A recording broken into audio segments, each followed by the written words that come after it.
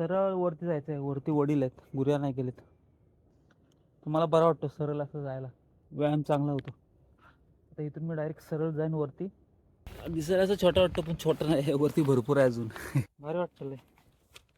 ते काठीचा टोक आहे बघ तो झाड, बरोबर काठीच्या टोकाच्या पुढे झाड, तिथून असं असं वरती आलं. दणकून व्यायाम होतो असा. गुरं पुढं आहेत तिथं झऱ्यावर पाणी प्यायला डबक्यात. सावकाश येते इकडं वरती, बोलव तिला वरती येईल बघ.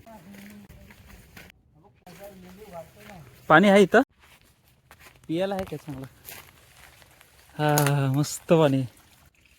येऊ मी इथं आहे पाणी, चिक्कार पाणी, ताण भागल आपली.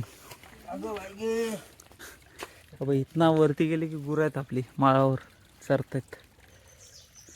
पण ह्याच पाण्याचं पाणी नेतो शेतीला. ह्या रानाची आमच्यावर किती मेहरबानी आहे.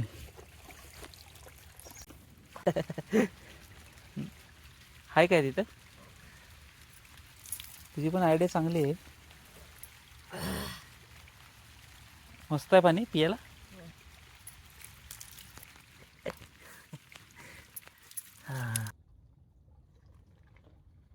पी पोटभर, नंतर आता घरात जाईपर्यंत नाही. हा पाणी काय साधं सुद्धा पाणी नाही, सांगतो ह्याच्या मागची स्टोरी तुम्हाला सांगतो.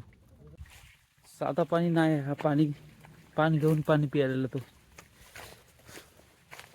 हाच पाणी जेव्हा पाणी मोठा येतो तेव्हा हाच पाणी आम्हाला शेतीला आम्ही तो पाणी शेतीला घेऊन जातो.